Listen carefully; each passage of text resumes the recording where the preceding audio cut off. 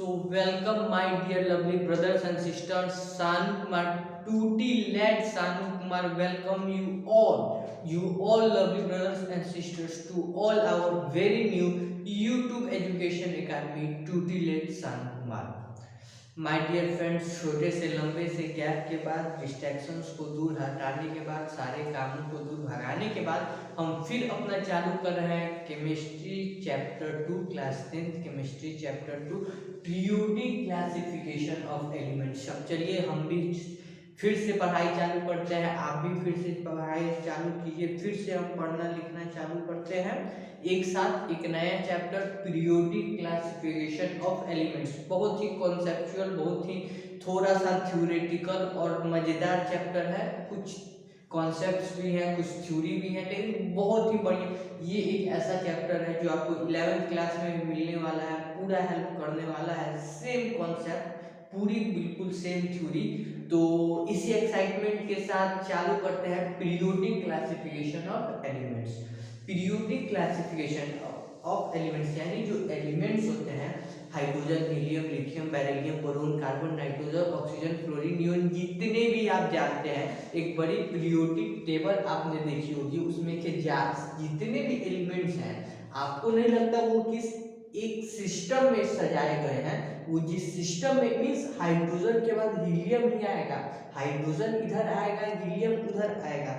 इस टाइप के जो कॉन्सेप्ट होते हैं, इस तरह जो सजाने का, उनको व्यवस्थित करने का जो तरीका होता है, उसको हम क्या कहते हैं? Periodic classification. पीरियोडिक मीन्स एक पीरियड के बाद जो खुद को रिपीट करता हो, उस वैसे चीज को पीरियोडिक करते हैं। जैसे हर एक सुबह 8 बजे, हर एक 8 बजे आप क्या करते हैं? स्कूल जाते हैं। उसी टाइप से ये एक पीरियोडिक क्लासिफिकेशन है कि हाइड्रोजन के बाद हमेशा हीलियम आएगा और फिर सोडियम आएगा, फिर खत्म होगा, फिर पोटेशियम आएगा। इस टाइप से पीरियोडिक क्लासिफिकेशन की गई है।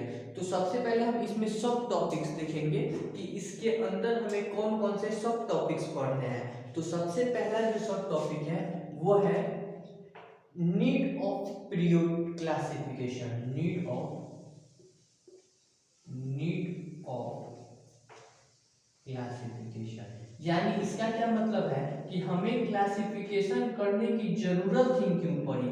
मींस हमारे जो भी एलिमेंट्स हैं उनको एक पीरियोडिक टेबल में सजाने की जरूरत ही क्यों पड़ी, क्योंकि जब तक हम कारण नहीं जानेंगे हमारा इंटरेस्ट जनरेट नहीं हो पाएगा इस चैप्टर में। तो सबसे पहले आखिर ये चैप्टर पढ़ना ही क्यों है? इस चैप्टर के बिना, इस टॉपिक के बिना, इस कॉन्सेप्ट के बिना पढ़ाई क्यों नहीं हो सकती, ये हम जानेंगे। सेकेंड जो है वो है अर्लियर अटेम्प्ट्स। क्या है my dear friends? Earlier attempts.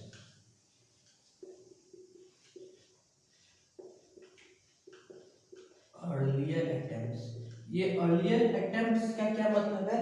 Means शुरुआती। देखिए जैसे आप डायरेक्ट आप आज 10th क्लास में नहीं आ चुके हैं, आप फर्स्ट, सेकेंड, थर्ड एक सीरीज ऑफ क्लासेस पास करते हुए, पास आउट होते हुए आज 10th क्लास में पहुंचे हैं। उसी टाइप से जो हमारा आज का पीरियोडिक टेबल है वो आज ऐसे नहीं दिखता था। जैसे हमारा वर्ल्ड है, ये फर्स्ट टाइम ऐसे नहीं हुआ है, ये धीरे धीरे इवॉल्व होते हुए, डेवलप होते हुए आज का ये वर्ल्ड स्थापित हुआ है। उसी तरह हमारा जो पीरियोडिक टेबल होता है वो at the first, very first time वो तैयार नहीं हो गया था, उसको बनाने में भी धीरे धीरे बहुत मेहनत लगे थे।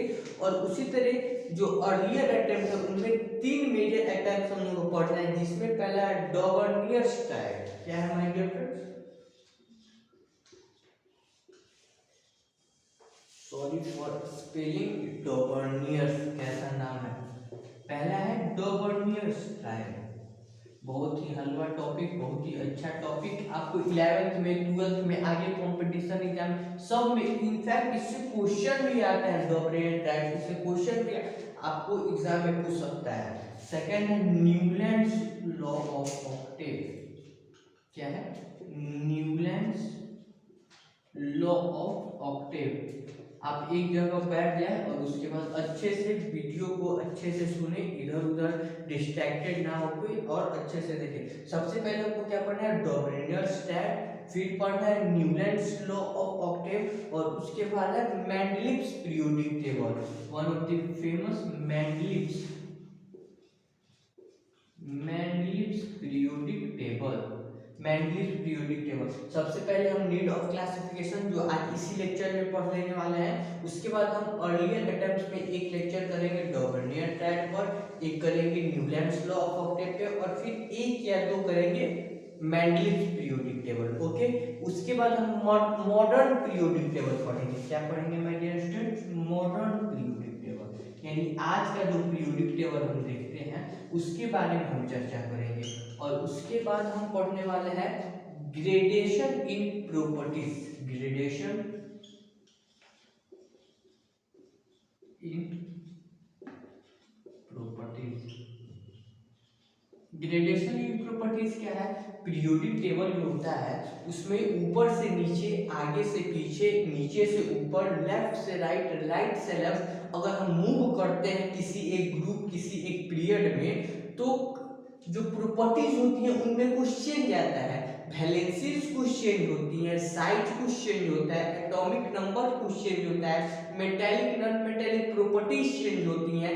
इन सभी चेंजेस के बारे में हम पढ़ेंगे कि आखिर कैसे वैलेंसी चेंज होता है। ऊपर से नीचे आते हैं तो वैलेंसी का क्या होता है, लेफ्ट से राइट जाते हैं तो वैलेंसी का क्या होता है, ऊपर से नीचे आते हैं तो मेटेलिक कैरेक्टर का क्या होता है, नॉन मेटेलिक कैरेक्टर का क्या होता है।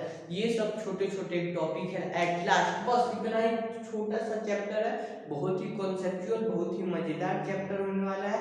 बस आप ध्यान लगा के पढ़ें, बुक रीडिंग करें, खुद के नोट्स बनाएं, लेक्चर्स लिखे। बहुत सारे लेक्चर्स यहाँ पे इस समय मौजूद है। अब ऐसा एक समय था जब कंटेंट की कमी थी, पढ़ाने वाले की, पढ़ने वाली चीजों की कमी थी। आज वो समय आ गया है कि पढ़ने वाली चीजें बहुत सारी हो गई हैं, कंटेंट्स बहुत सारा हो गया है, आपको बस पढ़ाई चालू कर देना है, कंटेंट की कोई कमी नहीं है। और इसी के साथ अब हम चालू करेंगे नीड ऑफ क्लासिफिकेशन। क्या चालू करेंगे my dear friends? Needs of classification, यानी कि ये जो क्लासिफिकेशन है उनका नीड था, उसका क्या नीड था। तो सबसे पहले मैं आपको सिंपल लैंग्वेजेस में बता देता हूँ। देखिए, जो आंसर्स है वो आपको याद भी करने बहुत जरूरी है, क्योंकि आप अगर इंग्लिश में ज़्यादा अच्छे नहीं हैं तो आप ज़्यादा लैंग्वेज भी नहीं बना सकते हैं एग्जाम में, ठीक है। क्वेश्चंस लिमिटेड है, कॉन्सेप्ट्स लिमिटेड है, ठीक है। इसीलिए आप समझने के साथ साथ याद कीजिए, क्योंकि जब एक बार आप समझ जाएंगे तो फिर उन चीज़ों को याद करने में बहुत ही आसान होगा। जो नोट्स बना रहे हैं एकदम सिंपल लैंग्वेज में बनाइए, ऐसे लैंग्वेज में बताइए जो आपको आराम से समझ में आ जाए, ठीक है। तो ये छोटे से एडवाइस के साथ अब हम आगे बढ़ते हैं, कॉन्सेप्ट को अपने देखते हैं कि नीड फॉर क्लासिफिकेशन क्या है my dear friends? Need for classification, यानी उस क्लासिफिकेशन का क्या आवश्यकता है, क्या नीड है, क्या जरूरत है। तो आप सबसे पहले ये जानिए कि at the present almost about 115 elements की खोज हो चुकी है। क्या हो चुकी है? 115 एलिमेंट्स की खोज हो चुकी है। तो साइंटिस्ट ने जब अपनी ग्रुप डिस्कशन किया, बैठा और एलिमेंट्स की प्रॉपर्टीज के बारे में जानने की कोशिश की, तो उन्हें लगा कि हम एक एक एलिमेंट्स की प्रॉपर्टीज को अगर पढ़ना हो, किसी एलिमेंट की स्टडी करना हो, तो एक एक एलिमेंट की अगर हम स्टडी करेंगे तो हमें 115 एलिमेंट्स की स्टडीज करना पड़ जाएंगी।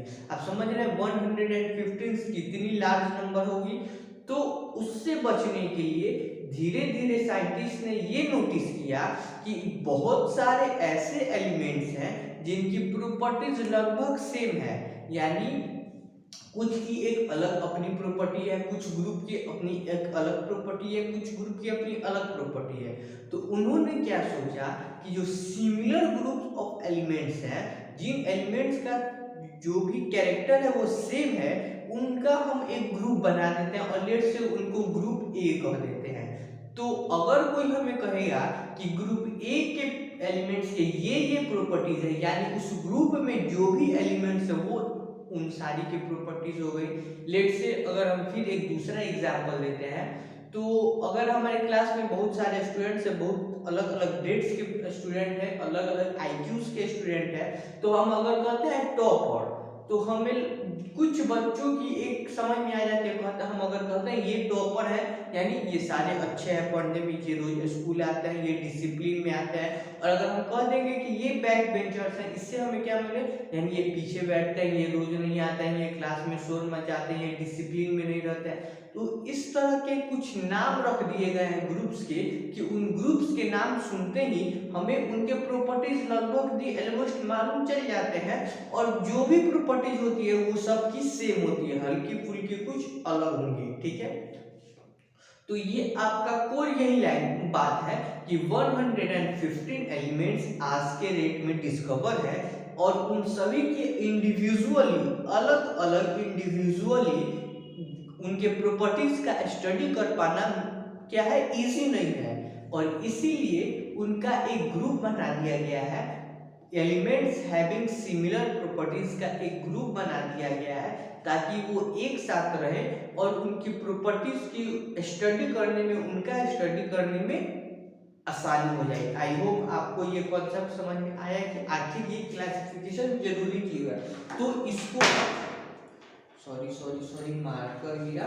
तो इसको हम क्या करते हैं, अपने एक लैंग्वेज के रूप में लिख देते हैं। तो लैंग्वेज है आपका, देयर आर, नोट कीजिएगा students, there are 115 elements known at present,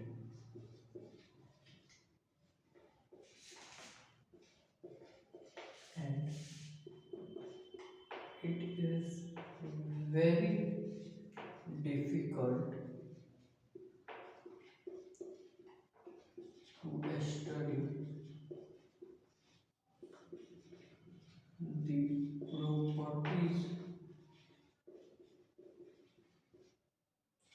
of all these elements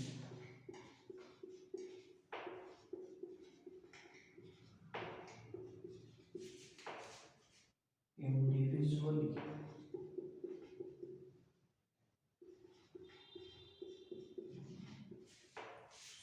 So all elements,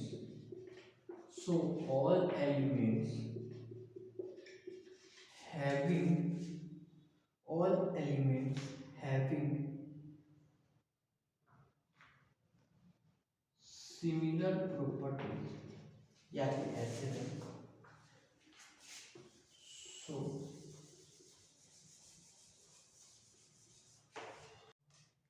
so my dear friends, disturbance है, पढ़ाई भी है, डिस्टर्बेंस आती रहेगी, पढ़ाई चलते रहेगी। थ्योरी कुछ ऐसा है कि there are 115 elements known at present, easy, and it is very difficult to study the properties of all these elements individually. अलग अलग 115 एलिमेंट्स की प्रॉपर्टीज को स्टडी करना वेरी डिफिकल्ट है। So all the elements have been divided into few groups in such a way, पूरे जो elements है उनको छोटे छोटे ग्रुप्स में डिवाइड कर दिया गया है इस तरीके से, that study of a large number of elements is reduced to the study of a few group elements. मतलब बहुत सारे एलिमेंट्स के, बहुत लार्ज नंबर ऑफ एलिमेंट्स के स्टडी को अब फ्यू ग्रुप्स के स्टडी में डिवाइड कर दे, में रिड्यूस कर देने के लिए क्या किया गया है, क्लासिफिकेशन लिख देंगे नीचे, this is the reason for the classification of elements. अब देखिए कितना इजी, बड़ा सा दिख रहा है, कॉपी में लिखेंगे बड़ा सा स्पेस लेगा, लेकिन कितना क्या है, कितना सरल लैंग्वेज है। इसको आप एक बार खुद से भी लिख के याद कर सकते हैं।